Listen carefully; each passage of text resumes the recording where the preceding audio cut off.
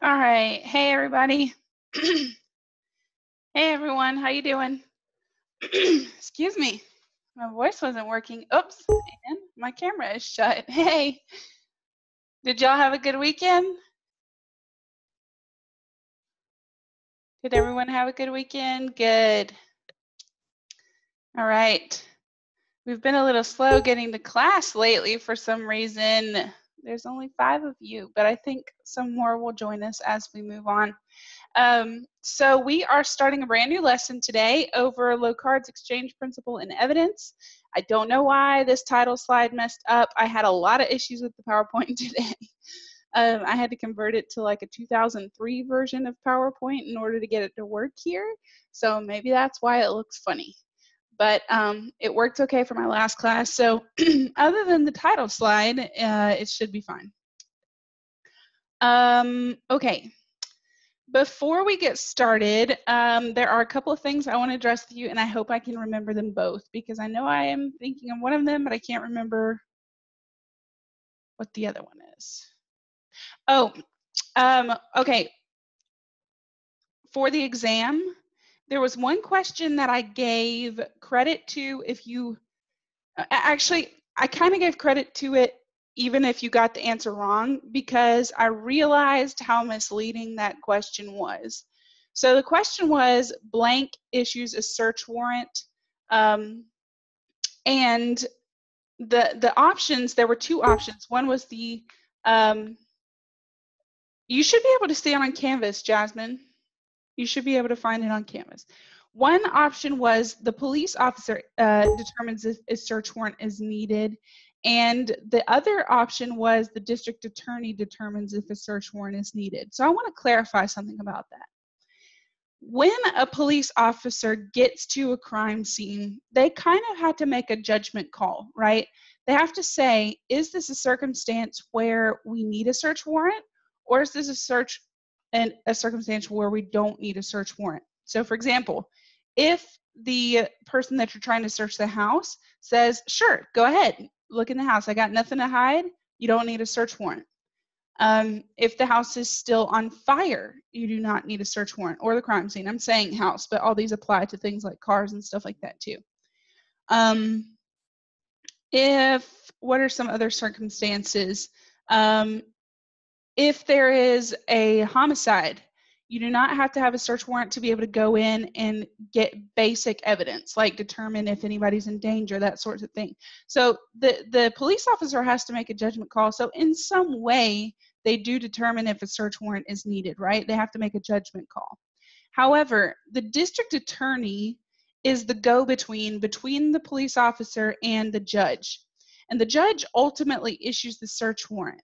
Okay, but the district attorney says to themselves, you know, is this something that I need to be working on, getting a search warrant for these people? And so in that way, that's the answer that I was looking for, is that the district attorney is responsible for determining if a search warrant is needed. However, I did give credit to everyone because I know how misleading that question was. Okay, fair? Is that fair? We good with that? Jasmine, I don't know what you mean it's locked. You mean your grade average for the class, for the whole class? Okay, that's Infinite Campus. That's Infinite Campus. You have to go there to see your grade average for the class. It will never be in Canvas for our class. As a matter of fact, it shouldn't be for your other classes either, but I don't know why they haven't changed it yet. I haven't heard that most people have. Okay. All right, that's sort of what I want to go along with for my second thing, and that's kind of a bigger issue that I need to address. So can everybody give me a green check and make sure that you're listening? Because I don't want to hear this question over and over and over again. Can you give me a green check to tell me that you're paying attention? Abdul, Isaiah, James, Jasmine. Well, Jasmine, I know you're listening because you already were talking. Savannah, can y'all give me a green check just to tell me that you're listening, you're paying attention, because I want to explain a couple of things logistically. Okay, kind of a key point here for you is that I just created recently an FAQ page on my Canvas page, frequently asked questions. So before you email asking for anything, you should go there first to check. because there are lots and lots of emails that I get about the same thing. So if you'll just check there first to make sure that I didn't already answer your question, that would help me a lot to kind of like field those questions. But on that page, I added the updated grading policy. GCA has decided to be a little bit more strict about some of our grading policies in school. So it's really important that you understand this new policy. First of all, and we talked about this last week, there are no retakes for exams, and it is difficult for you to do a retake for a quiz, okay? So the bottom line is you should always do your best the first time, okay? But for quizzes, you are allowed a retake under these circumstances. You have to email me, at which point I email you back saying, here's an assignment I would like for you to complete. You submit that assignment to me. If you make an 89 or better, I go back to you and I say, hey, I'll unlock a quiz attempt, at which point I go in manually, unlock a quiz attempt, you take a second attempt, and then that is it. That's all. So as you can see, it is a complicated process for you to get a quiz retake, right? It's complicated for you and it's complicated for me. So what we really need to do is get it right the first time. Okay, understood? All right, the other thing that goes with that grading policy is the deadline for assignments. So all assignments now have to be turned in by 11:59 p.m. on the day it is due. If you submit it after the due date, the highest grade I can give you is a 70, unless there are circumstances such as, you know, you haven't had your computer shipped to you yet, or you broke your arm, or your cat died, or something like that. Like, email me and we'll work those out. But bottom line is you can't get better than a 70 if you turn in your assignment late. The week after the due date, 1 week, 7 days from the due date at 11:59 p.m., it's closed. You get a 0 no matter if you turn it in after that or not, okay? So are we clear on the grading policy? And again, this is all in print on the frequently asked questions, and I also made an announcement about it today in camp. I know, I'm sorry. It's GCA policy, it's not my policy, but I will abide by that because that's the rules. Okay, I'm sorry. So very sorry. And that is supposed to apply to all of your classes across the board. So it is what it is.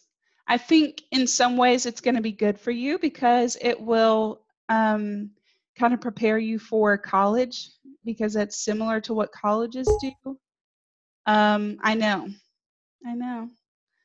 But fortunately, it's not like a normal school because you still get to do all of your schoolwork in your pajamas, right? So, I know. All right, let's jump into it because we have a lot to cover today. I almost went over in my last class for time. Let me just check and make sure I know what I'm doing. We leave here at 2:05. Okay. So let's get started, and we are going to get started with a little video. So you should be able to click right on this. Go ahead and watch that, and then let me know when you're done.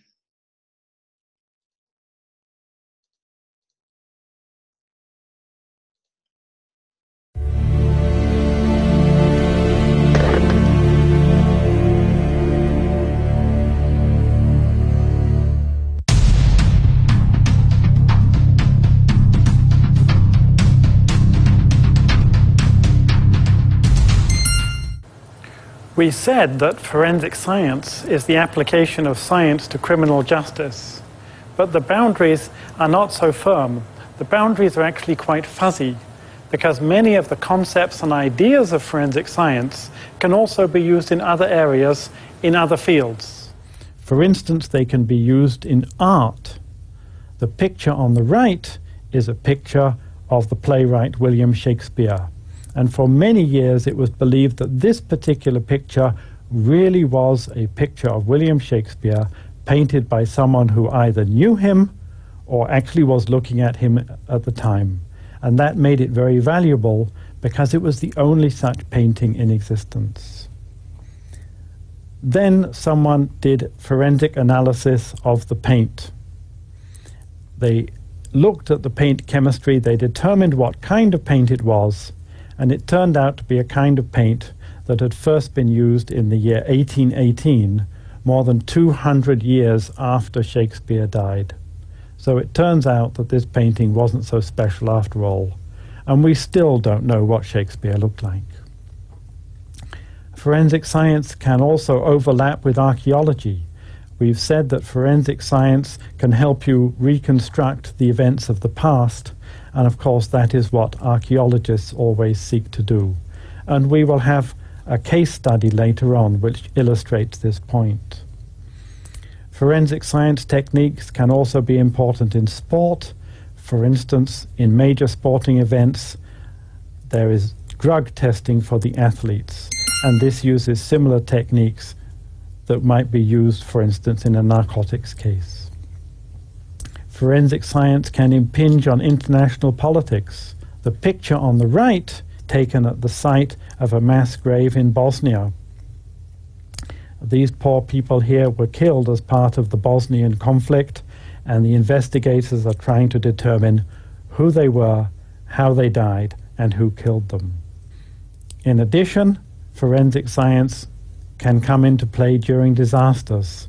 In the 2004 tsunami that struck Aceh in Indonesia and Thailand and other places in the Indian Ocean, there were so many people killed, so many bodies, that forensic scientists from the region had to be mobilized to help with the identification. Forensic science, however, is not that new. It's roughly 100 years old. And one of the interesting things about forensic science is that it was being done in fiction books before it was actually being done in reality. So on the left, you see the instantly recognizable Sherlock Holmes. And if you read the Sherlock Holmes stories, you'll find a great deal of good forensic science in them. Curiously, Sherlock Holmes was not created by a forensic scientist or a police officer. He was created by Sir Arthur Conan Doyle, who had just qualified as an eye doctor and started writing the stories in order to pass the time while waiting for patients to show up. And he turned out to be much more successful as an author than a medical man. We consider that the real founder of forensic science is this man here, a French professor called Edmond Locard. And here on the slide you see a very substantial quotation which is attributed to Locard. And it really summarizes what forensic science is about. Talking about the criminal, wherever he steps, whatever he touches, whatever he leaves, even unconsciously, will serve as a silent witness against him. Not only his fingerprints or his footprints, but his hair, the fibers from his clothes, the glass he breaks, the tool mark he leaves, the paint he scratches, the blood or semen he deposits or collects. All of these and more bear mute witness against him. This is evidence that does not forget. It is not confused by the excitement of the moment. It is not absent because human witnesses are. It is factual evidence. Physical evidence cannot be wrong. It cannot perjure itself. It cannot be wholly absent. Only human failure to find it, study and understand it can diminish its value. So this is a very powerful quotation. And one of the most important parts of it is that final sentence. When forensic science goes wrong, when innocent people are sent to prison because of forensic science, it's not because the evidence, the physical evidence, the data collected from the evidence is wrong. It's because of the human factor. There is a human error somewhere in the chain which has made that mistake. It's a very valuable quotation, but it's a very long quotation. So it's very helpful just to remember the short form of this quotation: every contact leaves a trace. And of course, when Locard uses the term trace, he's thinking of the traces in his quotation there. Some of them are very difficult to observe.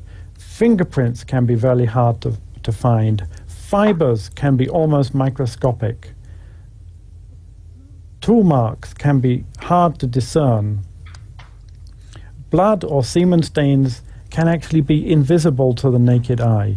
So many of these traces to which Locard refers to here are very difficult to find. Sometimes, however, traces can be pretty obvious. Here's a curious case from the Times of London, where a burglar managed to leave his false teeth behind. Now, I have real teeth. I'm no expert on false teeth, but I think you'd notice if you didn't have them in your mouth. Here's another case, and it's a case I like very much because it actually comes from my hometown. My hometown is not the most interesting town in the world, but this is one of the most interesting things that's ever happened there.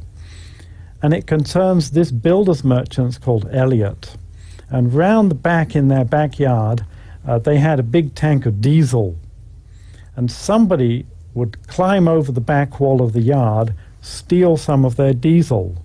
So the manager decided to do something about it, and he put razor wire on top of that back wall.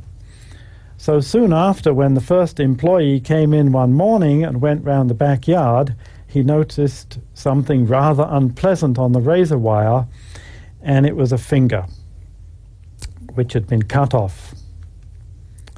Now, this was a very easy crime to solve because it's a pretty obvious trace, and all the police had to do was to go round to the local emergency room and ask them if they had anyone there with a finger missing.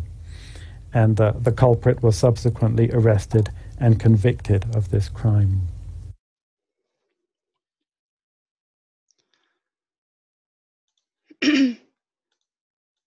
All right, did we finish that video? What do you think?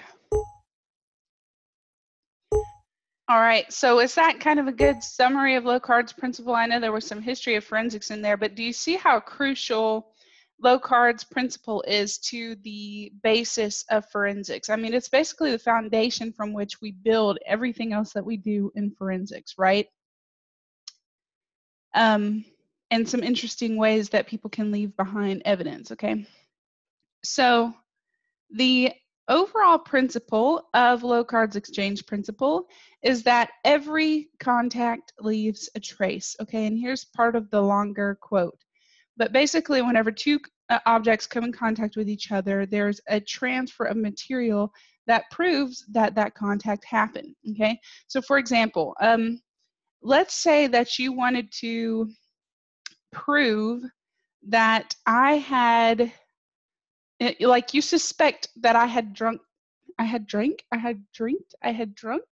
coffee this morning, okay? And you want to prove that that contact happened. Thank you. That I drank coffee, okay? So I came in contact with coffee this morning. How could you prove that?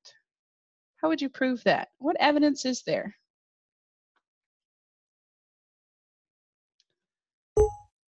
Okay, you could smell my breath, see if I have coffee breath, okay? Yeah, I got my coffee cup right here. All right, there's traces of coffee in the bottom. Okay, what else?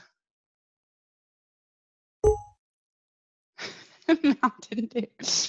Maybe, okay, check to see if the coffee maker is dirty. You could maybe take like a swab from my mouth and test it, run it through chemical tests if you wanted to be really complicated. You could check my shirt to see if there was a coffee stain. There's lots of different ways that you could prove that that contact happened, okay? I came in contact with coffee. All right, ask nicely. There you go. Then I could be an expert witness and just admit to my addiction to coffee, okay? All right, so we've talked about the basic principle of Locards, and the basic idea is that evidence is going to be present. Now, we have to look very carefully at how to collect and process that evidence, okay? How to look for it, how to collect it, how to process it. So it's our job as forensic scientists, if we were technically qualified, to design and manage the strategy for evidence collection and preservation effectively, including observing the object as potential physical evidence, so realizing that a coffee cup could be a sign that I drank coffee, determining what it is, okay, it's a coffee cup, determining the origin of the object, it came from my house. You could maybe prove in some way that it came from my house, like, I don't know, maybe there's a picture of the coffee cup in my house at one point or something like that, and then determining how it is linked to the crime, okay? So in this example, it was used to drink coffee, which is a crime because I shouldn't be addicted to coffee, okay? Or you could see it in a different way, in that it's a good thing. Oh, that's even worse, I feel like, you know. All right, so some common examples of evidence, and this is by no means a comprehensive list, all right? But some common things that we can think of when we're looking at what qualifies as evidence. We oftentimes find like drugs or toxic substances, paint rubs or chips, gunshot residue, weapons, alcohol, wood materials, explosive residue, documents, fiber and hair, equipment, digital content, not something that we often think of, soil, tool marks, glass, fingerprints, tissues, body fluids and flesh, pollen and bones. Okay, and by tissues we mean like flesh, all right, or, you know, from organs, that type of thing. Okay, yeah, sure, it's not, all right. Any sort of thing that could be used to prove whether or not a crime happened, all right. Now this is extremely important, these next two slides. So of course I'm going to upload this PowerPoint to Canvas. I think I'm going to do that tomorrow. Good one, James. But you might want to take a snip of this or just make some notes for yourself, because these definitions are extremely important for you to understand, okay? So trace evidence, let's start there. That's physical evidence found in small but measurable amounts. Some examples are strands of hair, fibers, or skin cells. What are some other examples of trace evidence? And I'm going to give you this list to see if you can, you know, use it to see what would possibly be trace evidence.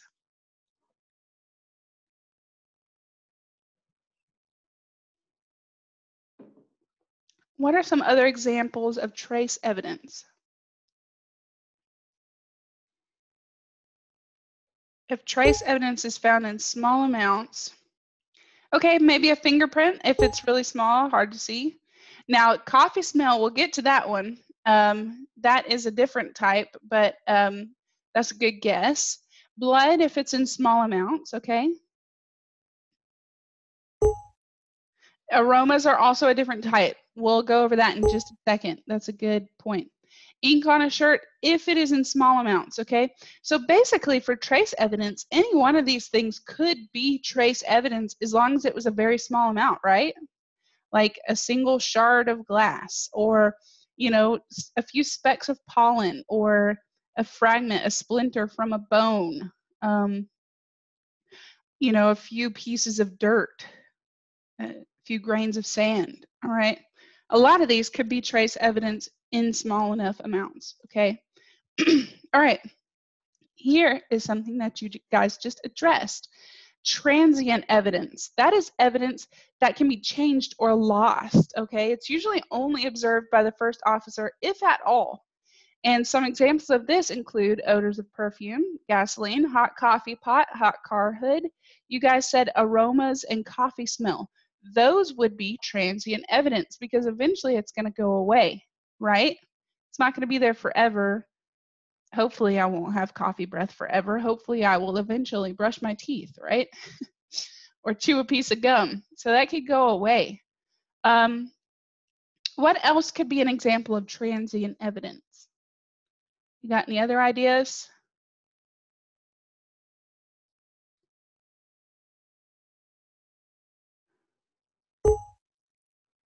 Okay, maybe a footprint in the right conditions. One of my students in my last class says, you know, like if someone stepped out of the shower and left a little puddle of water as a footprint, eventually that would dry, right? So that could be considered transient because eventually it's going to go away. What about like ice? That's going to melt, right? That could be transient. Yeah, anything hot or cold is eventually going to change temperature, probably odors, smells, something that can be changed or lost. Any other ideas? I see some people typing. Do you know how much a small amount is for the trace evidence? Like you're asking specifically what size of evidence is trace evidence? Yeah, that's kind of, what's the word? It's kind of subjective, I guess you would say. It's really kind of based on opinion, really. So as long as it's difficult to see, you could consider it to be trace evidence, you know? But like fingerprints, for example, some people would consider that trace evidence because it can be difficult to see. Some other people would say, well, you could see it with the naked eye, so it's not really trace evidence. All right, so that's a little bit, you know, based on opinion. Yeah. All right, let's look at conditional evidence. Yeah, controversial, or I don't know the right word for it, but yeah. Conditional evidence is produced by a specific action or event at the scene and therefore must be observed and recorded on scene at the time of the event. And some examples of this would be lights, like are they on or off, an open garage door, position of body or furniture. What else for conditional evidence? What else could be some examples of conditional evidence?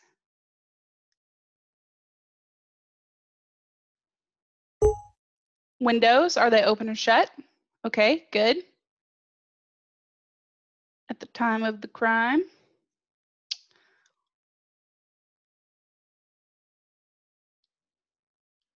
This maybe doesn't, that would be more of like a biometrics thing, not necessarily conditional evidence. I don't think that would really apply, Deja, but that's a good guess. Okay, so like, is the bed made or unmade? Is that kind of what you're getting at? Yeah, I could see that for the sheets. I'm not sure. I don't think I'm going to go with that for the walk. I don't think so. Maybe I could be wrong. Let me give you an example. I was watching the X-Files episode yesterday, and I know that X-Files is no way forensically accurate, okay? But the piece of evidence that they were using against this guy is that he said he was getting ready for bed. He had been watching TV. He, you know, locked up the house and then went to bed. Well, when they got on the scene of the crime, the TV was still on. Okay, so that would be a piece of conditional evidence. That could possibly be crucial because he didn't do what he said he did, right? He didn't get the house, you know, prepared for everyone to go to sleep because the TV was still on. Okay, so that would be a conditional evidence. Anything else you can think of for that? And I got to move on, so. All right, these next two categories are a little bit similar to each other. Indirect evidence and circumstantial evidence. Actually, they're a lot bit like each other, okay? So indirect evidence is defined as evidence which does not prove or disprove a fact or question, but does supply inference. And some examples would be like drugs in the room and for either use of or supplier of drugs. House was robbed. Yeah, so the condition of the house, that would definitely be conditional, yes. Okay, circumstantial evidence is evidence based on suggestion rather than personal knowledge, implying a fact by probability or statistics, not absolute proof. Examples include blonde hairs found on a victim with black hair. So the difference between these two is that circumstantial evidence can also include things like DNA and fingerprints that are a little bit more direct or not even direct, that's not even the right word because I don't want to mislead you, that are a little bit more individual to a person, okay? And then indirect evidence is more vague. Like there's drugs there, but that doesn't necessarily mean that anybody was doing drugs. It just means that probably someone in the room is a drug user or drug supplier, okay? All right. Now here is a very important category, and we're going to talk in detail about this on the next slide. The difference between individual and class evidence, okay? So individual evidence narrows down the identity to a single source or person, and that would include things like DNA or fingerprints that could only be matched to one person or something very specific, okay? Class evidence, think of a class, includes a lot of people, but a certain group of people, narrows an identity to a group of persons or things. So for example, you could say the suspect had red hair. That narrows it down, but it doesn't prove that it was one particular person because several people have red hair, but not everybody has red hair, so it narrows it down, okay? And we'll get into some more details about that on the next slide. Yeah, that's true, but how many people have dyed red hair, you know? So it's a class of people, but it doesn't point to someone specifically. Okay, as crime scene investigators work with the evidence, they are looking for information that will establish links between a suspect and an object or action by producing the object collected as evidence, okay? So you're looking for connections between the evidence there and what happened, all right? Evidence can be used as a control, okay? So let's talk about that for a second. Oftentimes we have to collect a control sample. What is a control sample? If you're doing an experiment or if you're collecting evidence, what do I mean by the word control?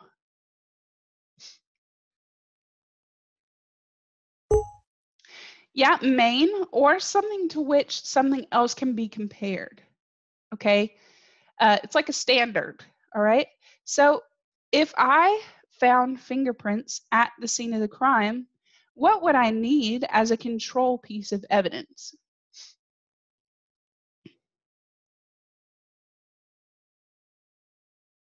What would be an example of a control piece of evidence? If I found fingerprints at the scene of a crime, where would I need to go to collect a control piece of evidence?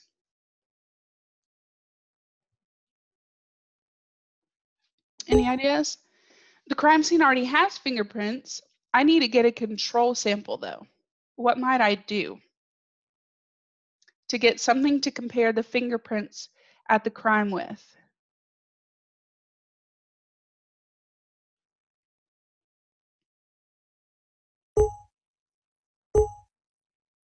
Okay, but where do I get the fingerprints that are in the online database? Where do I get the fingerprints in APHIS? How did I get those fingerprints?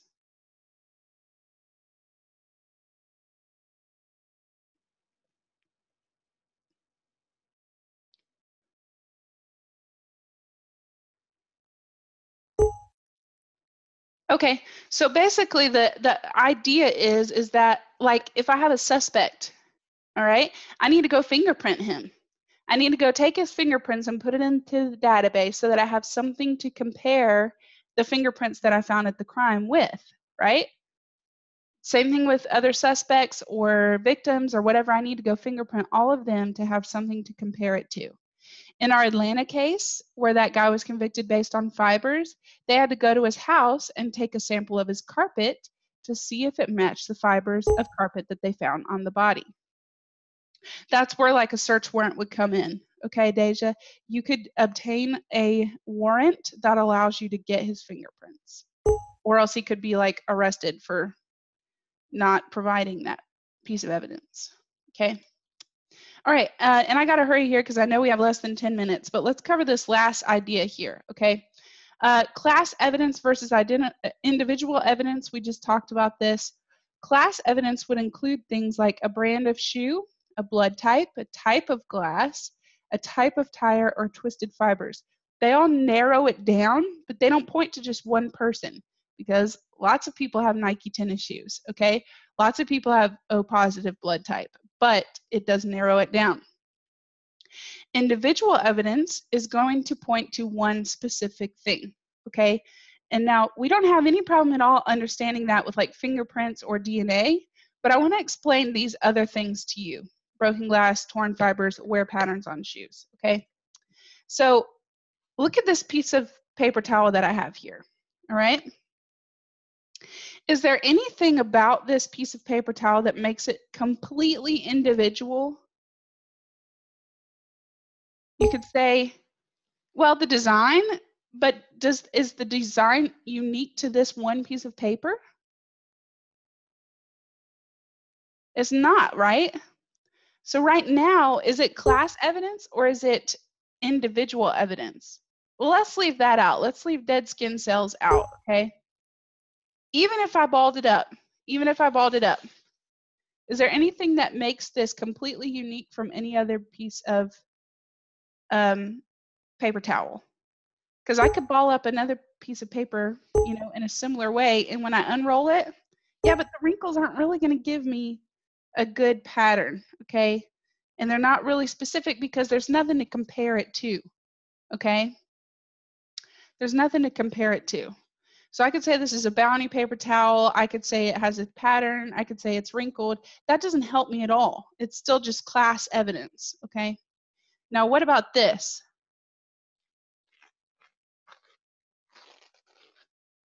Okay? Now, I have this piece of paper, and I find it at a crime scene. And then you come to my house, and you find this piece of paper. What could you do to prove that they're both from the same piece of paper towel? Yeah, right? You could line it up perfectly and see that it is the same paper towel. You could even microscopically go and look at the tears and probably still be able to match it up, okay? So this just became individual evidence because you have something to compare to the other piece, all right? So when it was one piece of paper towel, it was still class evidence. And when you have two that you can match, it's individual. Same with things like glass, clothing. Like if you found a torn piece of my shirt at a crime scene and you can match it up, that's individual evidence, okay? Let's look at one more thing before we're done for today. Here's my tennis shoe. It's a Brooks tennis shoe, okay? Is this unique if I just tell you that it's a Brooks tennis shoe? Or if you found a shoe print that said Brooks in it? No, it's not unique, right? Especially if it's brand new. There's nothing unique about it because lots of people have this same type of tennis shoe, okay? But if you look at the bottom of my shoe, all right, it's a little dirty, sorry. Yeah, the wear pattern, right? You can see that it's very smooth here and it's still got some ridges here, right, like on tires. So if you found a shoe print at the crime scene that matches exactly the wear pattern on this shoe, well, not necessarily dog poop, because still lots of people could have dog poop on their shoes, but maybe the blank place that the dog poop leaves, all right? But if you could match up my shoe print and the wear pattern exactly to the wear pattern of a footprint at a crime scene, then you could say that this is individual evidence because it's very specific to this shoe. The odds that somebody would wear their shoe out in the exact same way as I did are slim to none. Okay, so that makes it individual. All right? Do we understand the difference between class and individual evidence? Okay, great. Good. So I'm going to stop my lesson here today because we only have a couple more minutes and I don't want to get ahead of myself. So I will stop the recording now.